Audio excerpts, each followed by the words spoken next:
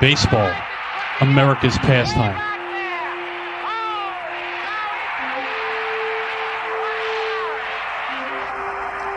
It's a game about emotions, connection,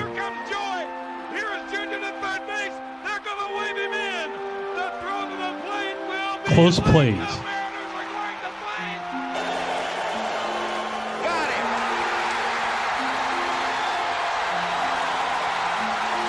broken records, triumphs. I've seen a lot of things in professional sports, but never in my life have I seen anything like this. And championships.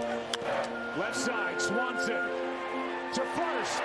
The Browns are world champions. Join us each week as we watch these stories unfold.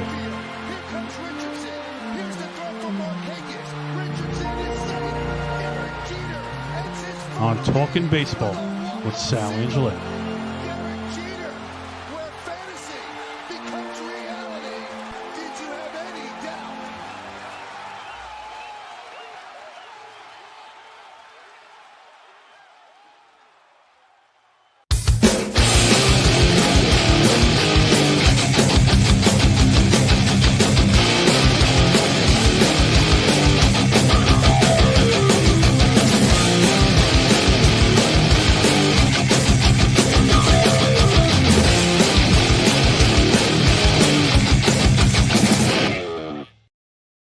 All right, this is a special edition of Talking Baseball with me, Sal Angioletti, and in the hizzy, Matt Sirianni. Matty Ice. What's going on, Christian? Welcome aboard.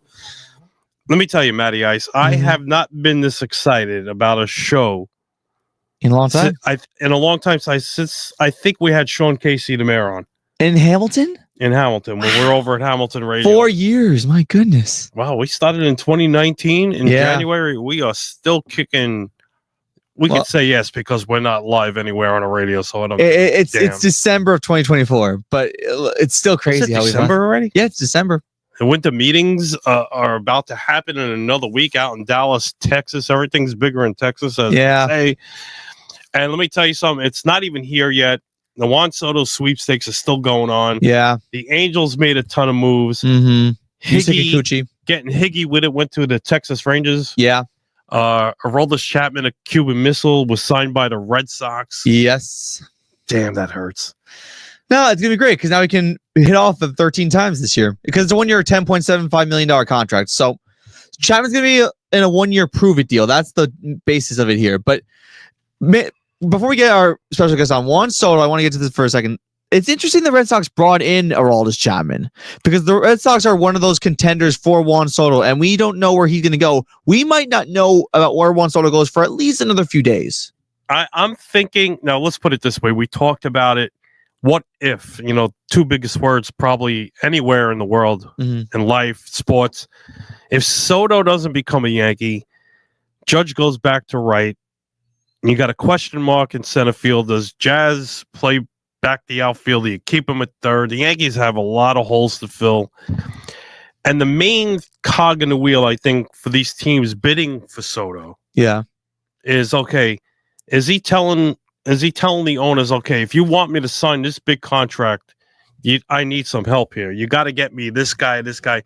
Are the Red Sox going to amp up, who haven't won and been close to a division title very long time? It's been since 2018 since they won it all. The organization fell apart at the seams at one point. And now is it Soto saying, hey, look, I want this guy in order for me, entice me. Give me something that's going to keep me. It would basically be like the star taking over the organization.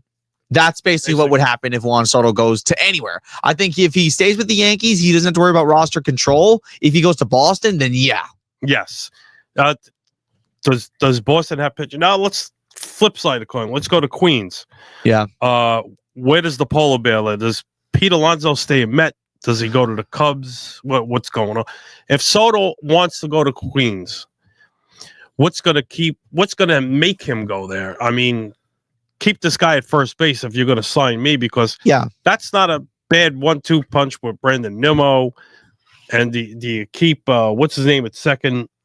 Oh yeah, you're talking. You know what I mean? Lindor is short, and I think wow. That's not a bad lineup if you got Lindor, Soto, and Alonso. Yeah, it's not a bad Just lineup. like now with the Yankees, it's the newer edition of Murderer's Row.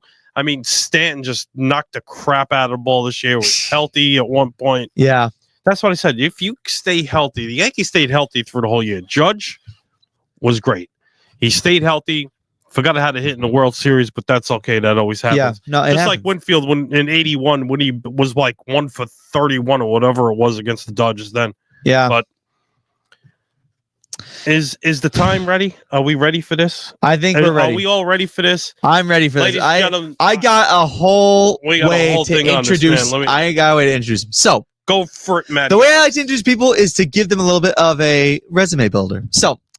So today on Talking Baseball with Sal Angioletti, we introduce you to a 15-time European champion, a 4-time Italian Cup champion, a CEB Cup winner, a Super Cup champion, a 3-time Mediterranean Cup champion, a 12-year veteran for the Parma baseball in Italy, a 20-year coach from 1988 to 2008 in Italy for Parma. He coached the Olympics 4 times for the country of Italy. Ladies and gentlemen, the one, the only, Sal Varriale. Yeah, Sally! Oh. What an introduction. Thanks, guys. Thanks, Matt. Thanks, It sounded like he was an auction dealer at the moment. I was like trying to keep up with him. Oh, man. How you doing, Mr. V? Because we got 2 Sals here. It's Sal Square, and then you got me. Hey, the only Sal I knew, I told Sal before, the only Sal I knew was Sal Bando. Wow, that's way back. Oakland A's. He was fantastic. Great guy. First class. Sal, where did it all begin for you in baseball? Where was the start? As a kid or as coming to Italy? Let's start off with the kid stuff. Let's start with the kid. Transition to Italy. I was a kid. I lived in Valley Stream, Long Island. Mm-hmm. And my parents came over after the war. They were in Italy. Okay. They were bombed by the Italian Americans. You know, the Americans bombed in Naples. Mm-hmm. They came over. And I was born in 1948 in Brooklyn. Okay. And we lived out in Long Island. And I didn't speak English. I was speaking Napolitan, you know, and I was going to school speaking Napolitan. And I came home crying to my mom. I said, they don't understand me, you know. I says, no more Italian. You must speak English. And that happened to many people, many kids. The parents told them no more Italian, which I felt bad a little bit because knowing some Italian would have been great. I mean, I only talked to my grandmother when I came back from Italy for the first year because she didn't speak English, you know. And I knew my grandmother for 24 years. And so anyway, in Valley Stream, we had, the blocks, many blocks. And my area was all Italian and Irish. Okay. Irish, we stayed together. And the Jews, they stayed in another area. They never mingled with us too much, but we didn't care. You know, there's no big deal. Right. So we played baseball in the streets. Street ball. Street ball. You got kickball, street ball, kickball, pitch punch ball, stick ball, stoop ball, curve ball, all kinds of balls. Okay. We had so much fun.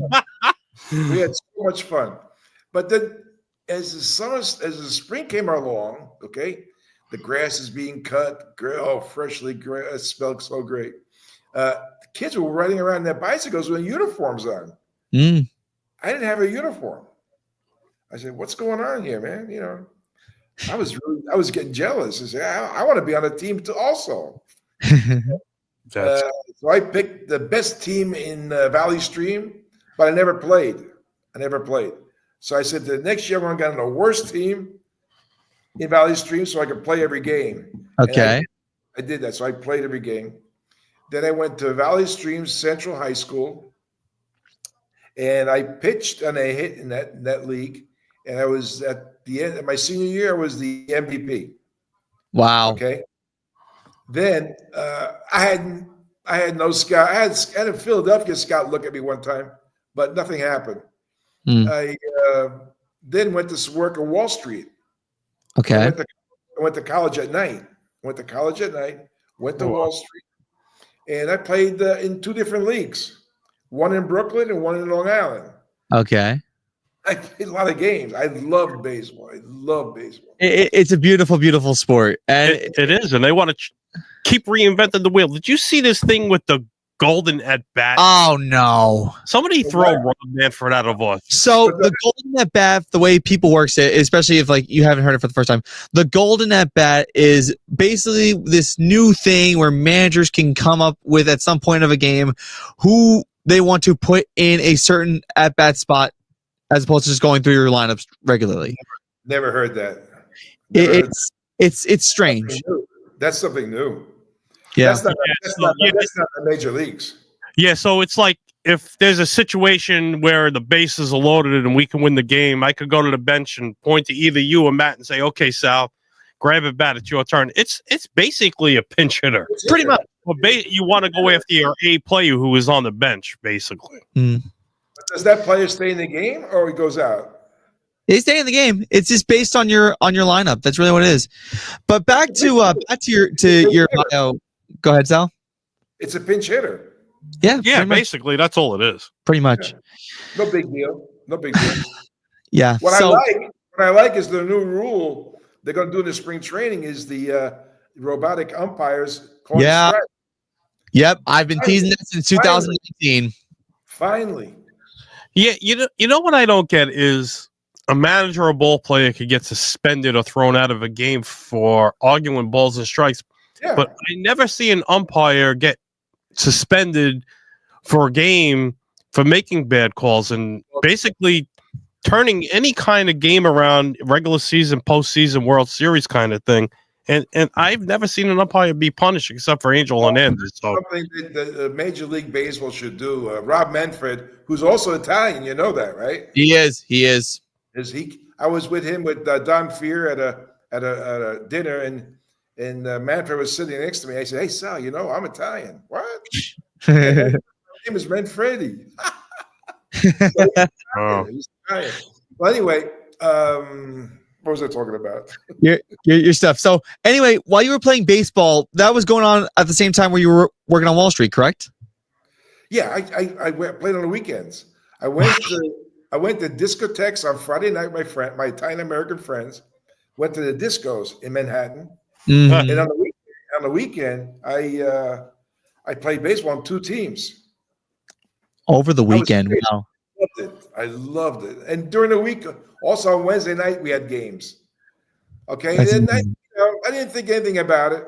And then my grandfather in Brooklyn saw in the El Progresso newspaper. It was a newspaper with just Italian on it. Okay, newspaper, and they said they were asking for Italian Americans to come to Italy. Ooh. So play baseball. He filled out an application, right? Mm-hmm. Yeah. An application, and I started getting calls from Italy, you know. And I told my mom, "Hey, listen, I don't care. I'm not going to. I'm not going to Italy. I'm going to college. I want to be an accountant on Wall Street, and that's my. I'm 21, 22. I'm 22 years old. I'm not going anywhere. So I'm here. Plus, I had a Jewish girlfriend, and then we broke off, and then I went crazy because I quit baseball that year, 1972, and then for some reason, some crazy reason, I got a phone call in June asking me to come over, and I was going crazy, that time. So I said, "Hey, you know what? Let me get out of here." So I got out of Dodge and went to Parma, Italy, where they make Parmesan cheese. Oh. Okay. And I played 15 games. I hit 10 home runs. That's not bad. That's 2-1. Sal, what was your position when you played? Right field. Oh wow, I went from being a third baseman to a right fielder because I idolized Greg Nettles and Dave Winfield at the time because I did have a strong arm at once. I got an award with Dave Winfield in Anaheim, 2012. Oh wow, unbelievable. So him and Mike Scioscia. Him and Mike Scioscia were there too. Oh, wow. So left field for the Italy team. Right field. On the national team, when we beat the United States, I played center field. Okay. Oh wow. Now, what's the difference between playing ball in Italy versus playing ball in the States? I mean, the rules are the same. Really? I mean, the level play. Yeah. Yeah, the level of play is much lower here. Much lower here.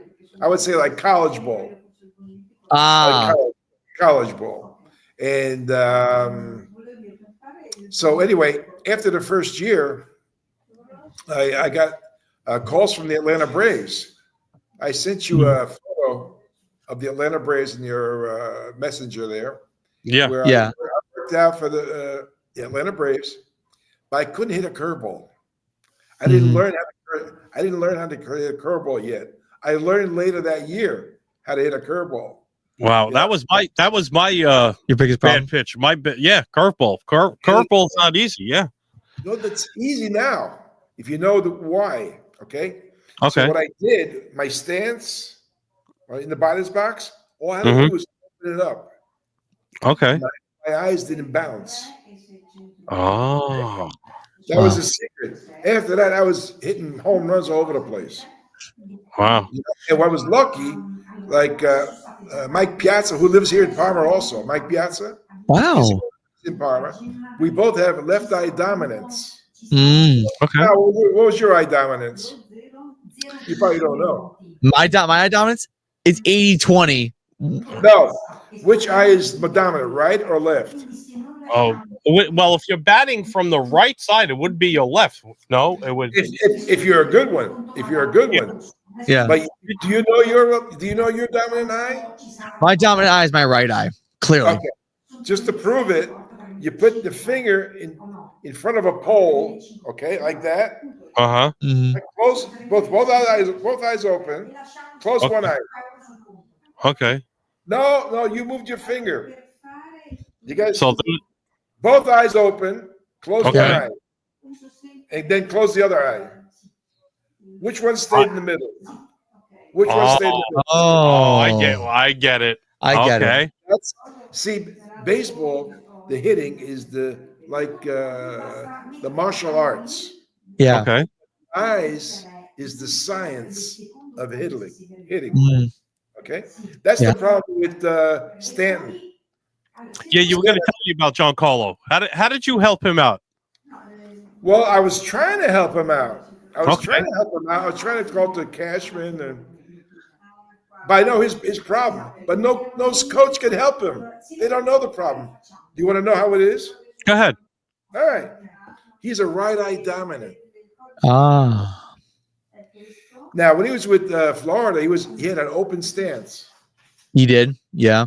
Then he got hit, right? Yeah, when he got hit with that pitch, thank God he was alive. That was a close stance. Mm-hmm. Now, with a close stance, right eye dominant, you throw him a slider, he can't see it. And he'll swing at it. Right. Just watch the video. Watch the video. That's right. You notice how he swings at all the pitches that are down, and it's like he's like a mile away. Now it makes sense. Now it makes sense. Now it makes sense. But no one wants to hear about it. You guys tell Cashman. I don't know. Sal, is that because he got hit with the pitch? He got hit in the head.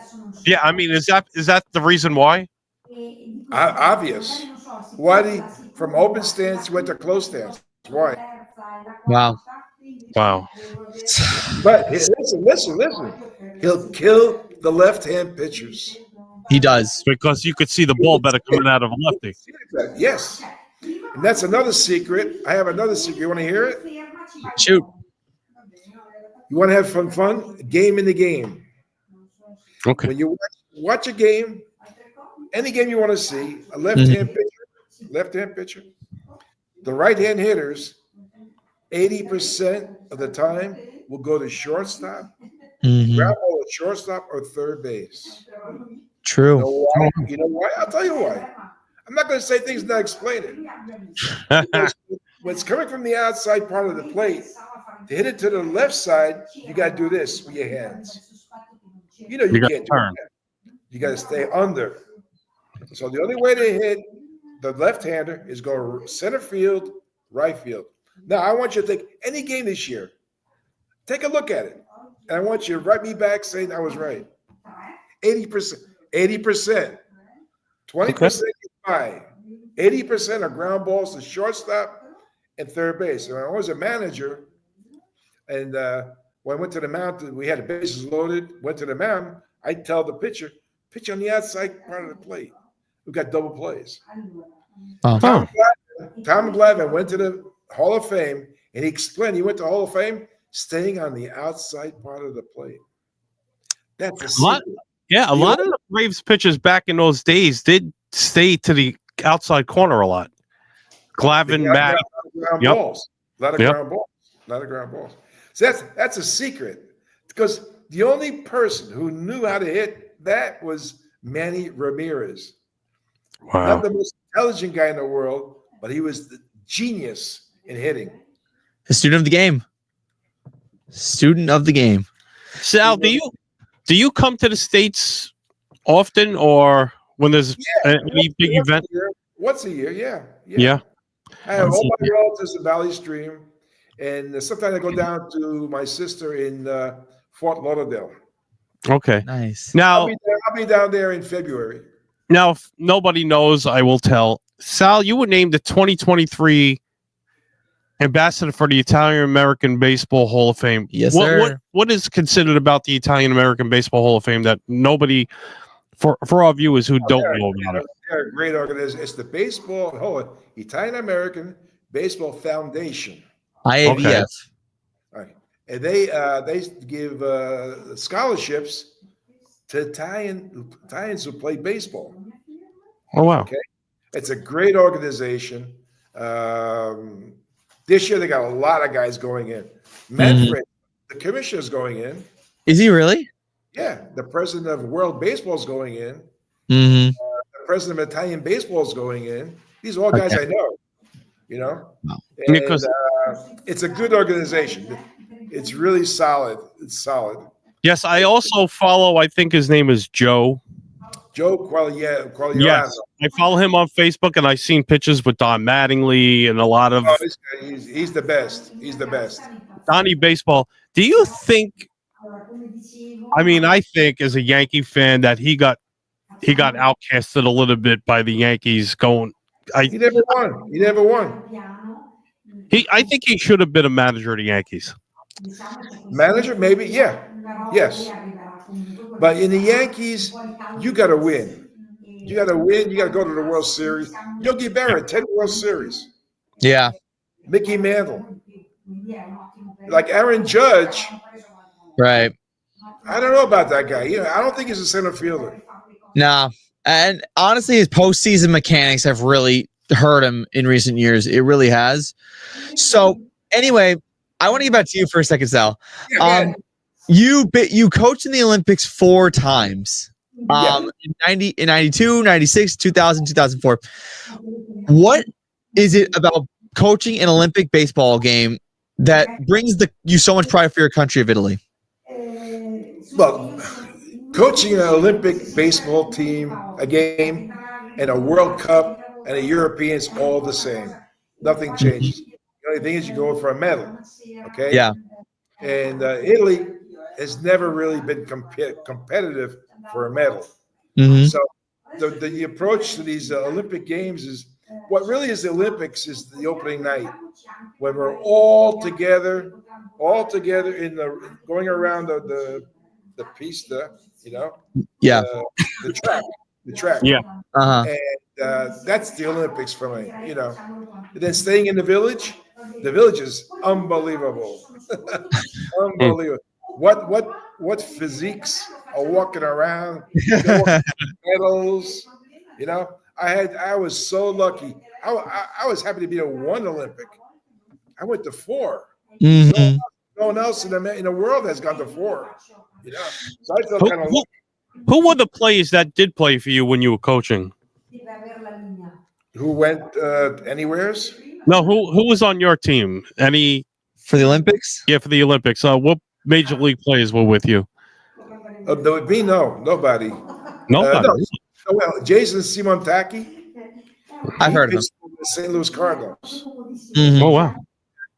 And a guy named Bucchieri, I think he was at Pittsburgh. Okay. Sam, the guy went to the California Angels this year. The pitcher, left-hand pitcher, Samuel Aldighieri. I've heard of him. Oh, he's the first Italian to play in the major leagues. He didn't play for me. He played for my Parma team. Wow. Okay. Now Parma, I stayed always with Parma because as a true Yankee don't change teams. You stay Oh, with them. Stay from 1972 till now. A true Yankee don't change teams. And Amen. I found out, Phil Rizzuto. You ever heard of him? oh, the Of course. scooter, Of yes. course. Yeah. What was his real name? Oh, Ooh. it's not Phil, huh? That's for short. Wow. That's for short. Phil.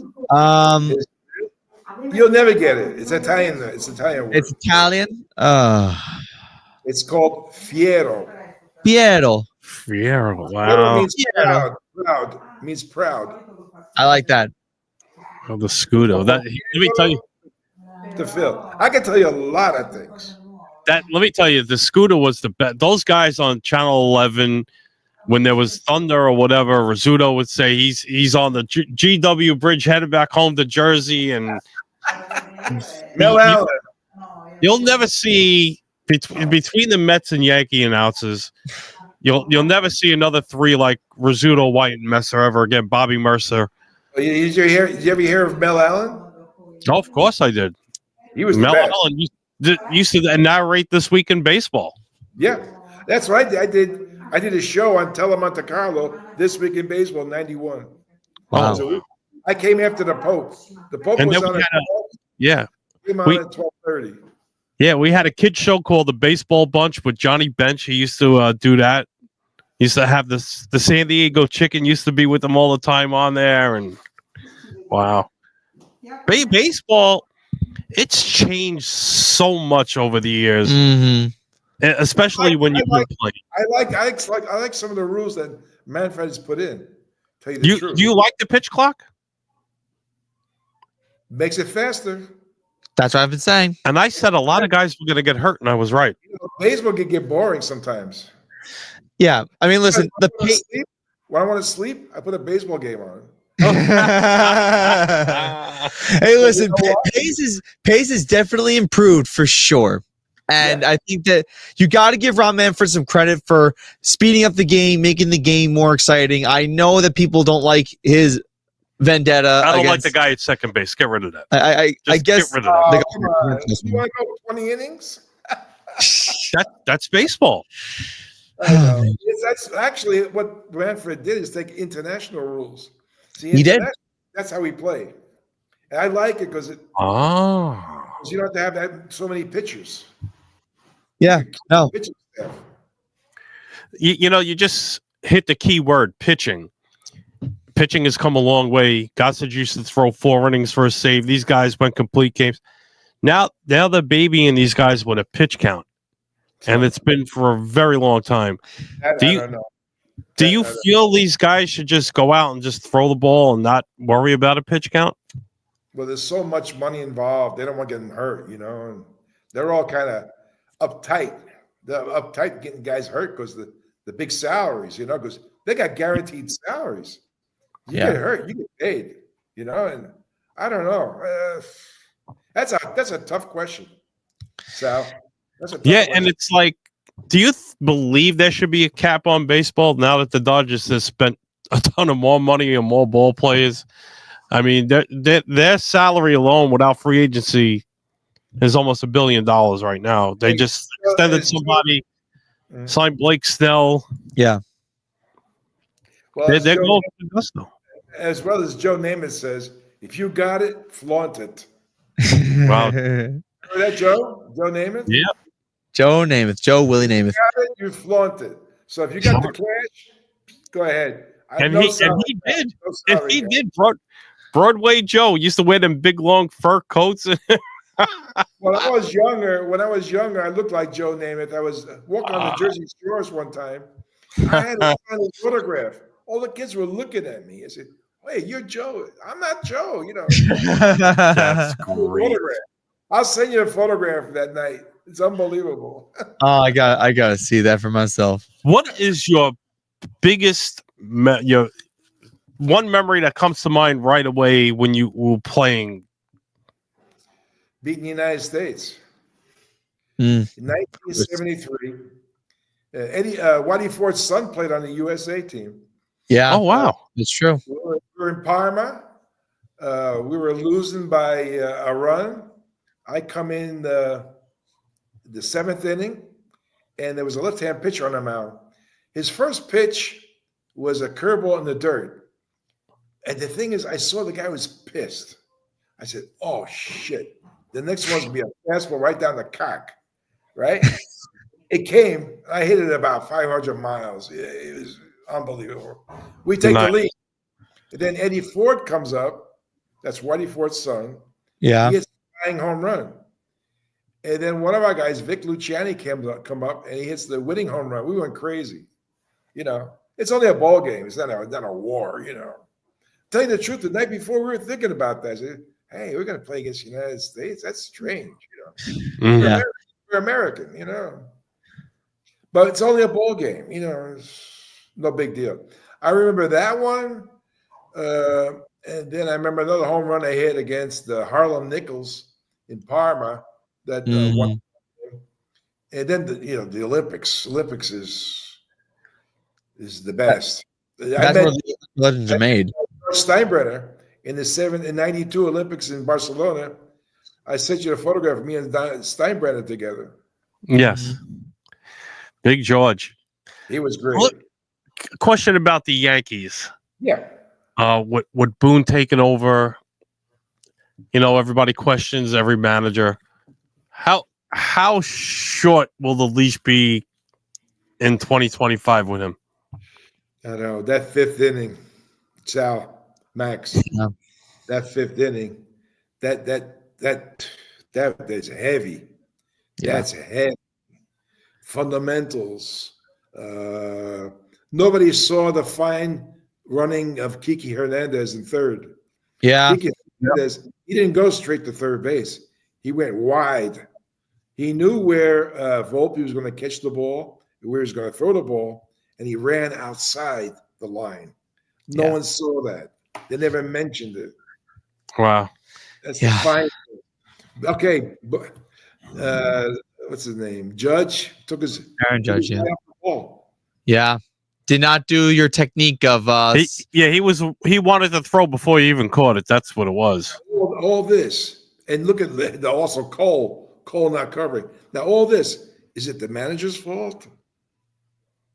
No, it's always the play. They never blame. It's always the manager or coach or whatever sport. It's a two-way street, though. I feel like it's a two-way street because yes, the player's lack of execution hurts the team, but the way the manager prepares his players for the series also comes into fruition. And I feel like a lot of times, because the manager is the leader. Is not just making the lineup.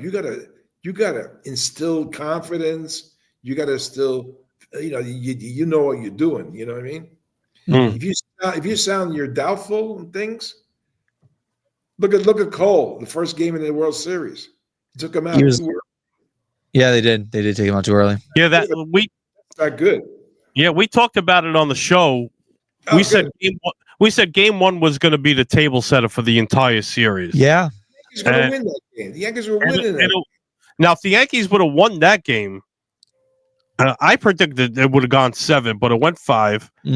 Like I said, game one was the table setter. And there you were, and the Yankees couldn't recover after that. Nope. No, the thing is, that last game, the Yankees were winning. Judge finally home run. Cole was going great. Everything was going great. They're going to win that game. You could tell they're going to win. It was a different mentality. And then that 5th inning game, that was unbelievable. Yeah. They still had a chance to win. They still had a chance to win. Their head was so out of it. And that you got to give Bone the fault a little bit, because if you see your team down, you got to pick them up. I mean, I had managers who made me play at another level. Right. Yeah. Another level. Tom Lasorda, he made you play at another level. Yes. Right. I mean, Tommy, he was great. You want to hear a story about Tommy in the Olympics? I'd love to hear this. Go right ahead. It was in the 2000 Olympics, and we were in Sydney. Yes. In the cafeteria, there was different restaurants. There was a Chinese, Japanese, Italian. Okay. Tommy always ate with us. He always ate with us. And Tommy, at one day, Lisa Fernandez, the softball captain, she's very famous. Lisa Fernandez came to our table and talked to Tommy. And he said, Tommy, our team's not doing that good, man. Can you come over and give us a pep talk? Tommy says, only if your coach allows me to. And tell those girls, be ready for curse words. Well, he went over that team. He told you gotta be proud to play for the United States. He loved America. Okay. Yeah. He loved also Italy. I'm gonna tell you another story about Italy with Tommy. Go ahead. And those girls, they won the gold medal. Mm-hmm. And Tommy won the gold medal. He was pissed because he thought he was going to get the gold medal, but the coaches don't get gold medals. Only the players. Yeah, I know. Such a shame. You'll never see managers like Tommy Lasorda again. Billy Martin, Joe Torre. Joe Torre, of course, from Brooklyn. Not far from my old neighborhood. Tony La Russa's not that bad either. Tony La Russa, he was. Tony La Russa was another one. Another Paisan. Earl Weaver. All the old managers. And you're talking fundamental baseball. Billy Ball. Bunting and running. Nobody bunts no more. Nobody steals. Nobody moves a runner over. Everybody wants to hit a home run. Bobby Valentine. Bobby Valentine with the mustache in the dugout after he got thrown. That was great. I don't know about that one. So anyway, yeah, with the Tommy Lasorda, he loved America. But listen to this. Mm-hmm.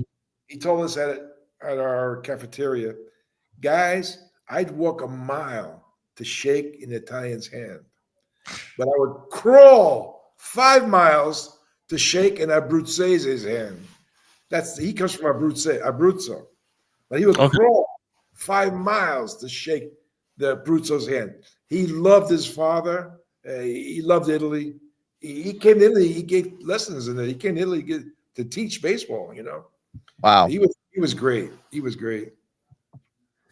Oh, his daughter has a house in Florence. Wow. Oh, wow. Laura Lasorda. And Mike Piazza's nearby me here. Yeah, you mentioned Piazza. You mentioned Mike, and he's the manager of the national team. Oh wow. Mike's family, and he's got a car dealership business in Langhorne, PA. Yeah. Philadelphia. Yeah, I know that. And I met his father, Vincent. Mike was such a scary for a catcher with power. Not so good maybe on the defense, but as a power hitting catcher was scary. Yeah. Piazza was a good player. Obviously, he has the home run after 9/11. I think was probably his most iconic moment of his career. But iconic moment, unless Clemens was throwing the end of the bat at him during the World Series. I was there that night. Oh wow! I thought it was the ball. Yeah, okay. So I want to talk to you also about the outlook of 2026 with the World Baseball Classic and also 2028 because they're bringing baseball back to the Olympics. Oh, really? Yes, they are. Awesome. Baseball coming back to the Olympics in 2028 after missing out in the ones in France.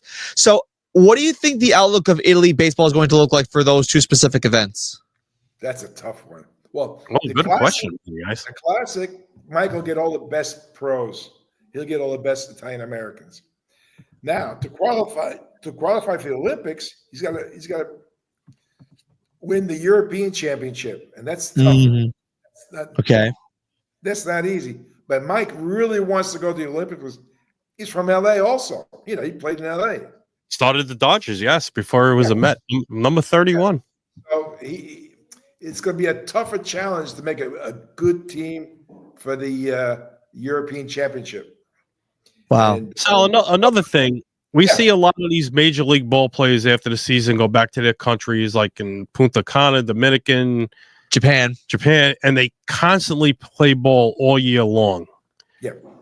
Does any one of them come home to Italy, work on their craft, get better as the time comes along? Of course. You got to take a month off. You got to take a month off, then go to the weights. hit the That's weights, Okay. and get ready because you got to avoid injuries. Okay. Yeah. And because there are three things a player must do to be a player. I'm trying to get my fingers in there. All right. Three things. You got to be ready physically, mentally, and fundamentally. Okay. Mm-hmm. When you're physically, you can't do anything. Yeah. I mean, I can't now at my age, I can't even pick up a baseball bat. I'm weak. You can't sit on your ass. You gotta work. Yeah. So just a month off now with the You gotta get your mind out of everything. Okay. So what that all includes the way you eat and dieting and all that other stuff. Oh, eating, you can't pig out. You gotta watch your diet. Well, it's impossible in Italy with all the great food we got. When I played, it was tough because Parma has the best food in Italy. Oh, they got the Parmesan cheese there and everything. You got the chicken Parmesans, probably, right? Parma ham, Parma ham. Wow. mozzarella. Mozzarella's down south. I'm getting hungry just listening to this. I'll tell you one thing: the pizza in New York is better than the pizza in Italy. Is No it really? way. Come on. No way. Seriously? Yes, I would have never thought that. New York pizza. Probably Philadelphia's the same. New York. I don't know if it's the water or what. The New York pizza is better than Italian pizza. They always say it is the water in New York. It's funny. I knew somebody who opened the pizzeria in Jersey. Yeah. Says he goes back to New York or Staten Island, wherever you Yeah. and they get the water. It's water. Yeah. You're talking about, physically, fundamentally, and all that. Let's go back to Stan a minute. A guy his size, does he overwork sometimes physically? Stanton. Yeah. Hey, Well, him and Judge, guys at that size. Stanton. I saw Stanton 10 years ago. He came to Parma. Mm-hmm. A couple of major leaguers came here, and they worked out. They gave him an exhibition. Stanton didn't look like the Stanton now. Oh wow. Okay. Yeah. You catch my drift? I got get you. it, I get it. I am hearing what you're saying. Mhm. Not going to say it, but I know what you're saying. Yeah, unbelievable. Yeah, I'll send you a photograph of him when he came to hit Parma. Okay. He's a big guy, yeah, but nothing. Wow. But, I'm imagining it still goes on though. he's a work of art. He's a specimen. He is. So Like can't hit right hand slider. So a guy his size and Judge, being as tall as they are, See, I'm saying not overdoing it where they're going to get injured during the season. what do you mean during the off season? Yeah, like getting working out too much. There's No, it's not too much. You got to be smart. Okay. You're not going to bulk up in your arms. You got to use light weights. With your arms, you got to use light weights, but very rapid repetition. And the legs and all that too. Yeah. Yeah. The heavy weights on your legs. Your legs, yeah. On the arms, here, you got to be flexible up here. You got to be strong. You ever give your hand? You ever shake hands with a major leaguer? I wish I have. Oh, I did shake hands with Andy Pettit one time. Andy Pettit, he's a pitcher. Yep. It's an unbelievable how strong their hands are. It's Yeah. like Yeah. it's like strength. You gotta have strength in your hands. Yeah. When I still do security work. I work for the Phillies during the season. I used to work for the Mets at Shea and all that. And seeing these guys and during batting practice, and it's different during batting practice because the pitcher is up closer than you were pitching in the game. They're off the mound, and the timing and the timing of the hitters, especially, how quick they get to a ball. Well, they know where it's coming. They know it's easy. Stanton doesn't know a slider. For him, a slider is a fastball. Yeah. Yeah. That explains why he swings and misses at a lot of pitches. And hold on, Max. The top 10 hitters of all time. Okay. Most of them were left-handers. It's true. And guess what eye they were dominant? Where? You should know by now. They're dominant left-handed. They're left-handed hitters, but they Right-handed have pitcher. better right-handed pitchers. Yeah. Well, that's usually the way it goes. No, I'm saying the left-hand hitters. What Yeah. eye dominance was there? The eye dominance. Which one? Which eye was their dominant eye? Probably the right. Probably the right eye. You're gonna say to me, "How do I know?"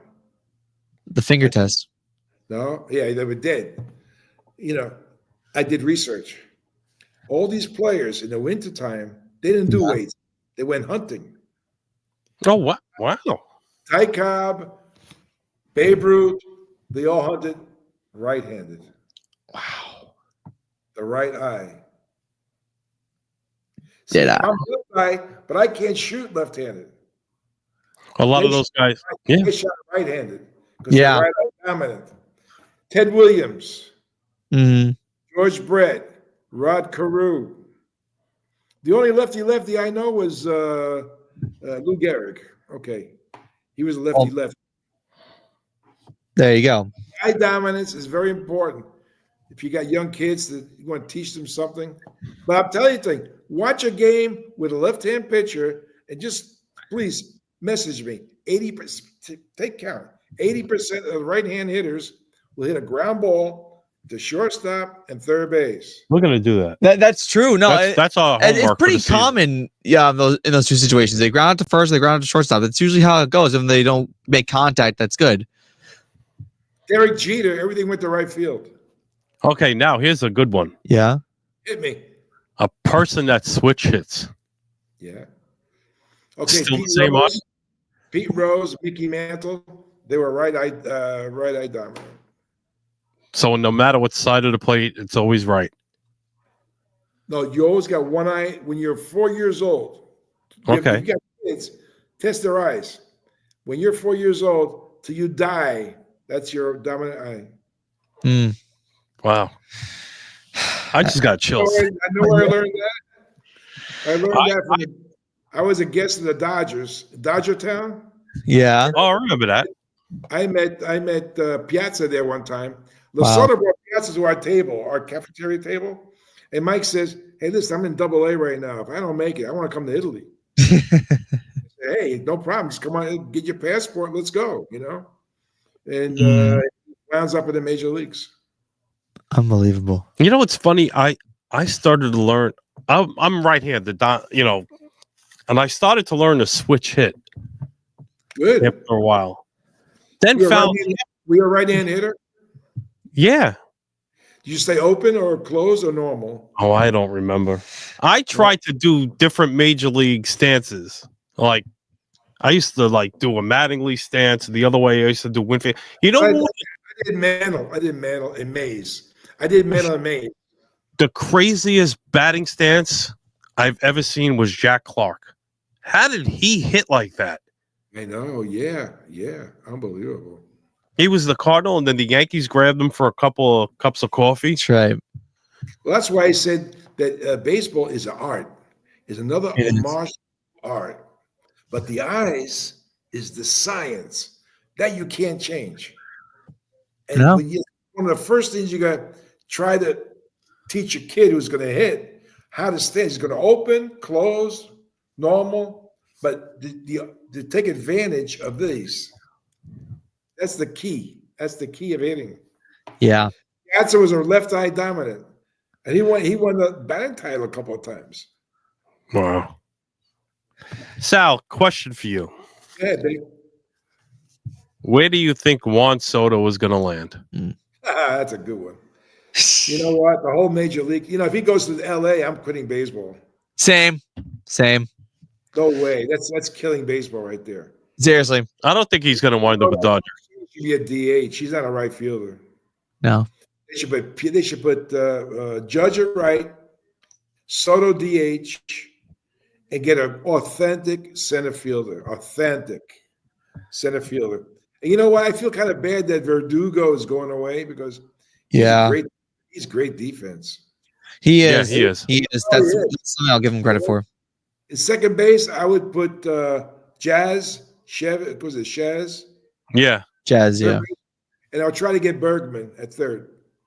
Bregman, yeah. Yeah, and the Yankees were also talking about trading for Nolan Arenado from the Cardinals as well. That's another one. That's another good one. The only thing is that how old is Arenado? Oh, I don't even. He's 28, 29 years old. That's good. Okay, I'll take him.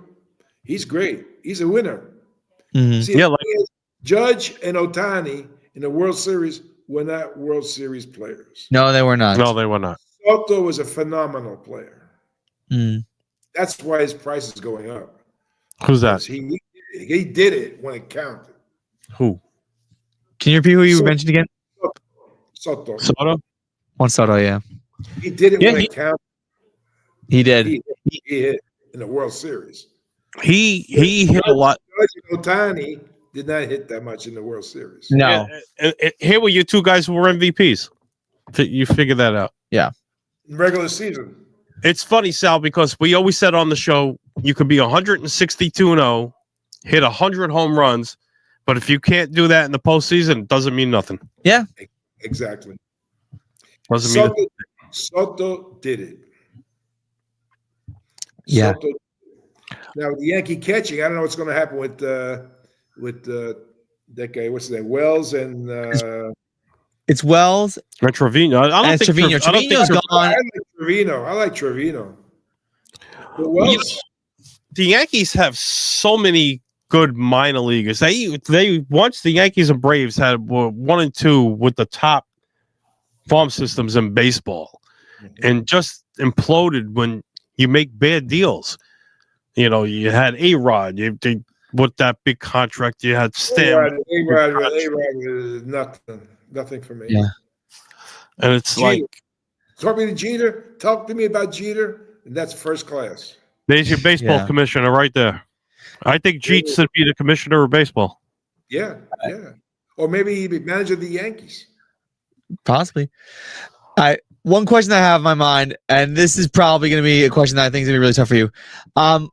Between an American athlete and a natural-born Italian athlete, what do you think what's the difference between the two of them as far as preparation and as far as conditioning? One word. Yeah. Competition. Competition. Wow. In America, you got millions. You got to compete. You know, I talk about the three things. There's a fourth thing. Okay? That's heart. Emotion. There you go. You're right. Instead of saying some other things, and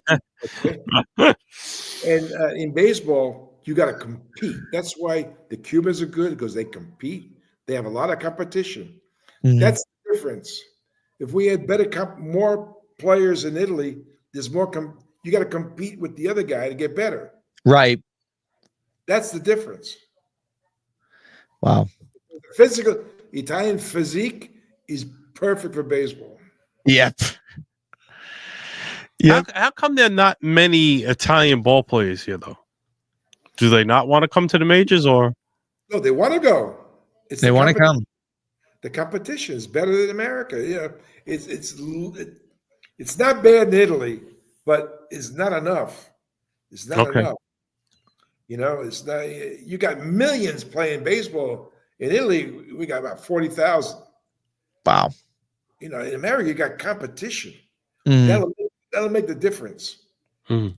Now, if the guys from Italy went to America to college, they'll get better. Mm-hmm. Sal, Yeah. out of all the stadiums you've been to, past or present, which one is your favorite? Only one. The Big Bowl Orchard in the Bronx. Old Yankee Stadium. There you go. I knew he was going to go there. Which one, though? Thing is, Steinbrenner is ruined. They took away the facade. He ruined the stadium. He ruined it. Yeah. Then he understood they made a mistake. They made the new one with the facade. You know, hey. I like the old. You know, we used to hop on the train where I lived in Brooklyn, the N train. Took it right up, switched over to the 4, headed up to the Bronx. I used to go to opening day from 1983 on. I remember a lot. I remember when Steve Sachs was the Yankee second baseman at one time. That's right. how far back. Yep. Struck out. Brooklyn? You're from Brooklyn? Yes, You. Gravesend, Bensonhurst. Yeah, You ever hear of A&S pork stores? of course I did. That's my uncle.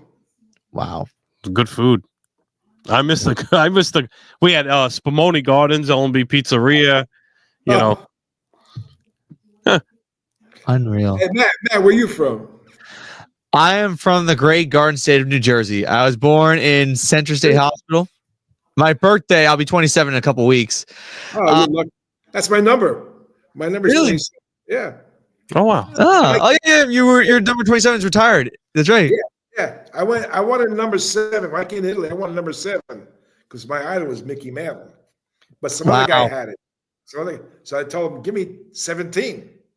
He said, no, in Italy, he's like 13 in America. Bad luck. Right.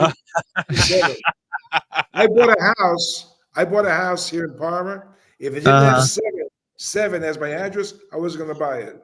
I got 7. Oh, that is great. Numerical thing. I like that, Sal. That's great. I love. I'm a baseball nut. When we were talking on the phone that time, and I was like, "Wow, I'm getting a call from Italy." It was like I couldn't believe. I almost jumped out of bed. And No, I thought you were the scout from the Phillies. that's The guy fun. named Sal. I wish I was a scout. I wish I was a manager. No, seriously, on the funny thing, as my dad and his family grew up in downtown Brooklyn, and I used to hear stories with him and his brothers walking through Prospect Park, going to see the Brooklyn Dodgers and who they saw at that ballpark. And, City Field, because of Wilpon, he went to Lafayette High School, my old high school, along with Johnny Franco. Oh, that's Sandy Koufax. Yeah, and Sandy. P. Falcone went there as well, I believe. Yeah. Or he went to Lincoln. Falcone pitched in Italy also. Yeah. And the stories I used to hear, I wish I would have wrote everything or recorded everything, and how the men went on, games on Sunday with a suit and tie on. Yeah. And all that other stuff. I wish I was born in those days, man. I love this. I'm a Yankee fan, but I love the sport. I played Little League Baseball in Brooklyn. Johnny Franco used to come watch us play down at the Marlboro Projects, the fields over there. I met Gil Hodges' son. Gil Hodges had a bowling alley, Gil Hodges Lanes. Yep. Gilly, they call him Gilly. His son played. Unbelievable. It's just. Let's ask Sal this one. All right. Pete Rose. What? Pete Rose, Hall of Fame. Does he? Yes. Now he's going to get in because he's not. He's deceased. Around. Yeah. It's a shame. It's a shame what they did. He bet on his team to win. Yeah, he gambled. They gamble now. Okay, if gambling's a crime, what about all the guys that were on steroids? Well, it's funny. It's a weird thing to say because like gambling's big now. So maybe Pete Rose, you could probably say, was someone who was ahead of his time. When now you got gambling sites everywhere. You got ESPN bet here. You got DraftKings here. If the Yankees didn't take out Cole in that game, I had a win. Hey Max, everybody gambles. When you go on the stock market, that's gambling. Yeah, it's funny because you did work for Wall Street at one point, so I kind of get where you're going with this. Life is a big gamble as well. Yeah, pretty much. I would put Joe Jackson in there also. Truest Joe, like the MVP during that World Series. He hit like almost 400 in that World Series. Yeah, I put Joe Jackson in there also. Sal, your favorite baseball movie? Oh wow, The Natural. The Natural. The Natural, and the other one, the Field of Dreams. Oh, of course. The Natural I love because he was hitting home runs. It reminded me of my home runs. How I felt when I hit my home runs. I get goosebumps when I see that. I like Moneyball. Real good. Moneyball's a good movie. I enjoy it. I like them all. Was he really like that, Billy Bean? Yeah. He was lucky too. Oh yeah. He was lucky. And now they're moving to Vegas. Yeah, Oakland is a depressed area. That is bad. It's had a bad so many area teams in California. Back in the day. Yeah, that's really bad. It's funny, New York had them all. You had your Brooklyn Dodgers, your New York Giants. Yep. Yankees. The Mets didn't come into play until '62. Why are they called the Dodgers? You don't know. Want to know? Go for it, please. when they were, they had many names. Many names. There's one. The last name they had was Brooklyn Trolley Dodgers. Because in Brooklyn, a lot of trolleys. You had a Dodgers. Yeah, I remember those. That's why they're called the Dodgers. Because you wanted to condense their name. Oh, you want another one? Another one. One more. One more. One more? I got 10,000. Give me one more. Okay, one more. The Giants. What color is their hat? Black and orange. Black and orange. Why orange? Why orange? The first white settlers to come to New York were Dutch, and they're the Orangemen. That's right. Oh wow, that's right. That's crazy. And the Mets. If you want, I can tell you all the teams, but you don't have time, I guess. Yeah, the Mets are the Metropolitans, and they wear the colors. It's the mixture. It's the mixture. Mixture of the Giants and Dodgers. Their color of the uniforms. Exactly. Along the New York Knicks, the Mets, and Islanders all have the same colors, blue and orange. Yeah, that's the Dutch colors. Colors of the Metropolitan. Yeah, insane. It all clicks when you get an explanation. Sal, you don't know how much I want to thank you for this. Hey, pull it back again. We definitely will have you, man. I'll let you know everything. But look at the left hand. Just take any game with left-hand pitcher and just judge the right-hand hitters and make an accounting. We'll make a sample size. I think the best time to do this will be during spring training because 162 games times 15, you're talking like 2,400 games that we got to watch over the course of the season. We got one game. Just one game? He's going to go 5-6 innings, something. Okay. You got to really watch it, to appreciate it. Sal, just one eye dominance. One favor. We would like you to thank everybody in Italian, and we'll close the show that way and say goodbye to everybody. Ok, ringrazio tutti I vostri tifosi del Talking Baseball, a Max, a Sal, finalmente un Sal. Ok, alla prossima volta, arrivederci. Folks, that is Talking Baseball with me, Sal Angioletti, Matty Ice. Sal, God bless. Thank you for everything today. Christian, folks, we'll keep you updated when we're going to come back on with our winter meeting special, spring training special, and everything else. For me, Sal, Matty Ice, Christian, Sal, God bless. Actually, wait. Before we go. Yeah. How do you say "stay classy" in Italian? How do you say what? Stay classy. Stai con classe. All right. And there you go, folks. Let's give it up for Sal. Yeah. Hey, man. Sal, I'll talk to you in a little while, man. Thank you so much. I appreciate it. Anytime. You make me feel good because I'm talking American. Unbelievable. God bless you. Thank you God so bless, much. Sal. Appreciate it. Ladies and gentlemen, thank you so much for tuning in to this special edition. God bless you and your family back in Italy. Good night, everybody. Bye. Baseball, America's pastime.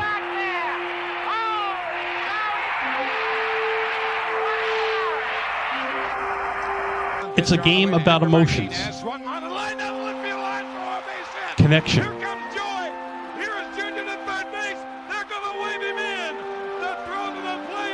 close plays,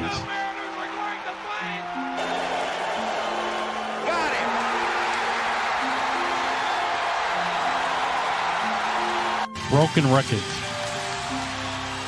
triumphs. I've seen a lot of things in professional sports, but never in my life have I seen anything like this. And championships. Left side, Swanson to first. The Browns. Join us each week as we watch these stories unfold.